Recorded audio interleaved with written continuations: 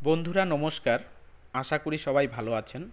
আজকের ভিডিওতে আমি আপনাদের দেখাতে চলেছি ইউরিয়া এবং ডিএপি সারের থেকেও কয়েক গুণ বেশি শক্তিশালী একটি জৈব সার বা অর্গানিক ফার্টিলাইজার।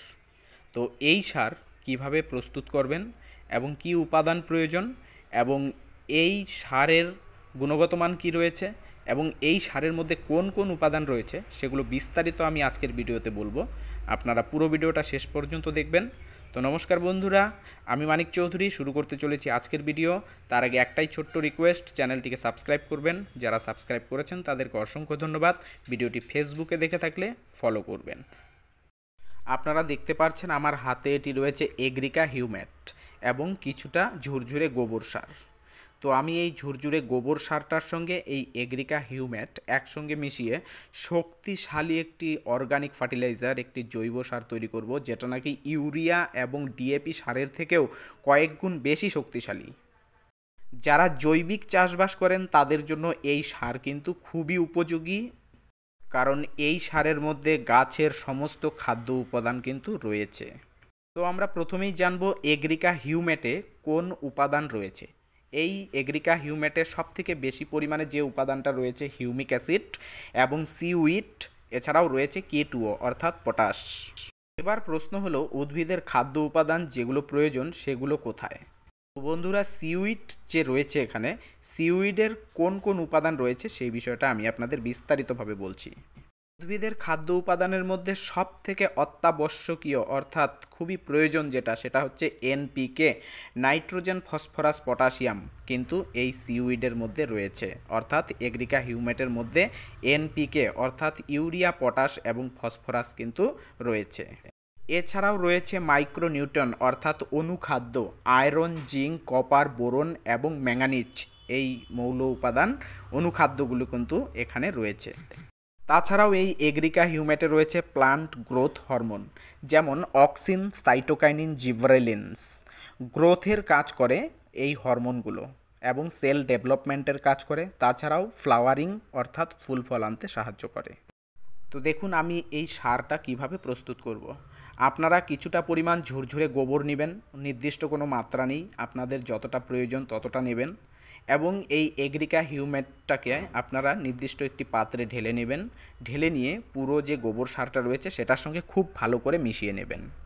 তবে আপনারা চাইলে, যেহেতু আমি এটা পুরো অর্গানিক ফার্টিলাইজার তৈরি করছি তাই আমি গোবর সার নিয়েছি, আপনারা এখানে ইউরিয়া বা পটাশ রাসায়নিক সারের সঙ্গে মিক্সড করেও দিতে পারেন। যদি আপনারা রাসায়নিক সারের সঙ্গে ব্যবহার করেন তাহলে সেটা রাসায়নিক হয়ে গেল।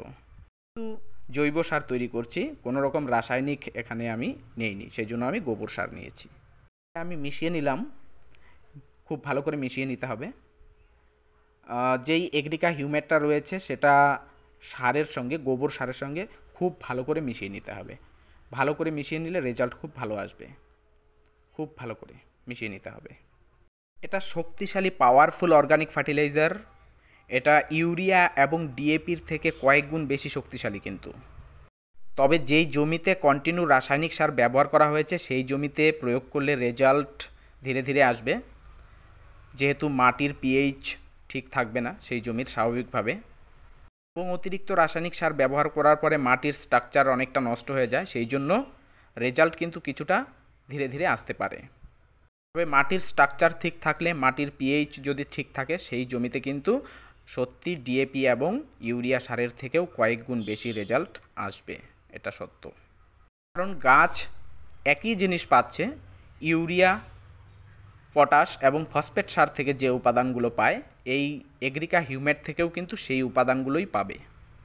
সাথে সাথে এগ্রিকা হিউম্যাটে বিভিন্ন ধরনের গাছের খাদ্য উপাদান কিন্তু রয়েছে। এটা ছাড়াও সব থেকে গুরুত্বপূর্ণ যেটা প্রয়োজন আরেকটি উপাদান অ্যামাইনো অ্যাসিড। এই অ্যামাইনো অ্যাসিড কিন্তু এগ্রিকা হিউম্যাটে রয়েছে। তাছাড়াও রয়েছে natural biostimulant, carbohydrate, alginic acid, natural enzyme, এই উপাদানগুলো কিন্তু এগ্রিকা হিউম্যাটে রয়েছে। এগ্রিকা হিউম্যাটের আরেকটি গুরুত্বপূর্ণ কাজ হলো পিএইচ নিয়ন্ত্রণ করা। এই এগ্রিকা হিউম্যাট মাটি উর্বর রাখে এবং মাটির পিএইচ নিয়ন্ত্রণে রাখতে সাহায্য করে। আমি যে সারটি তৈরি করলাম এটি এই চা বাগানে আমি ছড়িয়ে দিচ্ছি। দেখুন, এই চা বাগানে কিন্তু এর আগেও বেশ কয়েকবার এগ্রিকা হিউমেট দেওয়া হয়েছে, সেই জন্য পাতাটা খুব সুন্দর লাগছে দেখতে। আপনারা চা বাগানে এগ্রিকা হিউমেট প্রয়োগ করতে পারেন, তবে চা বাগানে প্রয়োগ করার সময় অবশ্যই ইউরিয়া সারের সঙ্গে মিশিয়ে প্রয়োগ করবেন। ইউরিয়া সার একবারে বন্ধ করে দিলে চা বাগানের গ্রোথ কিন্তু ভালো হবে না। সেই ক্ষেত্রে আপনি ধীরে ধীরে ইউরিয়া সারের মাত্রা কমিয়ে জৈব সার বা গোবর এবং তার সঙ্গে এগ্রিকা হিউমেট মিশিয়ে প্রয়োগ করতে পারেন।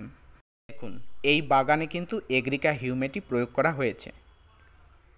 পাতার কোয়ালিটি দেখুন এবং কি পরিমাণে পাতা হয়েছে দেখুন। আশা করি খুবই ভালো লাগছে আপনাদেরও। এছাড়াও এগ্রিকা হিউমেটে রয়েছে অর্গানিক ম্যাটার, যেটা মাটির গঠন, মাটির আর্দ্রতা এবং মাইক্রোবায়াল অ্যাক্টিভিটিতে সাহায্য করে। সর্বোপরি আমরা এটা বলতে পারি যে এগ্রিকা হিউমেট সয়েল হেলথ অর্থাৎ মাটির স্বাস্থ্য গঠনের জন্য কাজ করে। এছাড়াও এগ্রিকা হিউমেটে K2O অর্থাৎ পটাশিয়াম রয়েছে, পটাশ রয়েছে। সেই পটাশ সার মাটিতে অর্গানিক ফর্মে গাছ শোষণ করতে পারে এবং আপনারা যদি জমিতে রাসায়নিক পটাশ যেটা রয়েছে সেটা যদি কম মাত্রায় প্রয়োগ করেন তাহলেও কোনো অসুবিধে নেই। এই K2O পাতার আর্দ্রতা ধরে রাখতে সাহায্য করে। পাতা অনেক রস থাকে পাতাতে, স্বাভাবিকভাবেই পাতার ওজন ভালো হয় এবং পাতা নরম হয় দেখতে। চা গাছের পাতা বা অন্যান্য শাকসবজির পাতা ফল বা ফুল প্রচুর পরিমাণে আনতে সাহায্য করে এবং ফলের সাইজ বড় করতে সাহায্য করে। দেখুন, আপনারা যে চা বাগানটি দেখছেন, এই চা বাগানে আগে এগ্রিকা হিউমেট সারই প্রয়োগ করা হয়েছে। এগ্রিকা হিউমেট সার প্রয়োগ করার পর দেখুন কত সুন্দর রেজাল্ট এসেছে। আপনারা যারা এগ্রিকা হিউমেট প্রয়োগ করেছেন এর আগে তারা নিশ্চয়ই জানেন যে এটা কী রকম কোয়ালিটির। তবে আপনাদের আমি একটা বিষয় জানিয়ে দিচ্ছি, এগ্রিকা হিউমেটে সিউইড ফার্টিলাইজার রয়েছে, এছাড়াও রয়েছে হিউমিক অ্যাসিড। হিউমিক অ্যাসিড শেকড় বৃদ্ধিতে সাহায্য করে, গাছে ফুল ফল আনতে সাহায্য করে এবং প্রচুর পরিমাণে উৎপাদন বাড়ায়। এই সার ব্যবহার করলে আশা করছি আপনারা লাভবান হবেন। তাছাড়া আমাদের পরিবেশকে বাঁচানোর জন্য রাসায়নিক সারের ব্যবহার ধীরে ধীরে আমাদের কমাতে হবে এবং মাটির কথা আমাদের চিন্তা করতে হবে। মাটিকে সুস্থ রাখতে হলে আমাদের জৈব সার প্রয়োগ করতে হবে।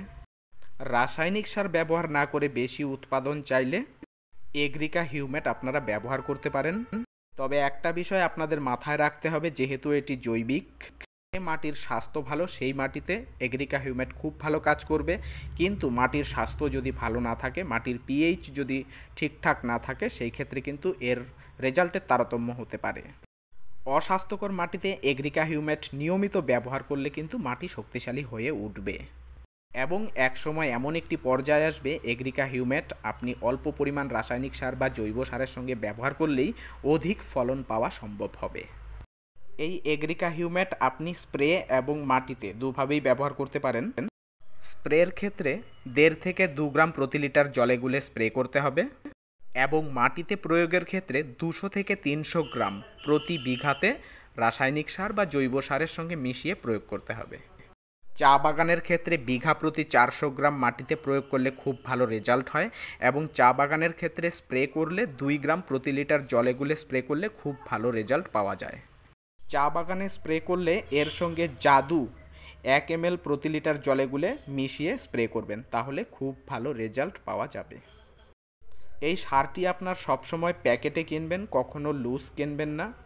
এই এগ্রিকা হিউমেট শুধুমাত্র agrika.shop এই ওয়েবসাইটেই পাওয়া যায়। আপনারা অনলাইনে অর্ডার করতে পারেন, ভিডিও ডেসক্রিপশনে লিঙ্ক দেওয়া আছে, সেখান থেকে আপনারা অনলাইনে অর্ডার করতে পারেন।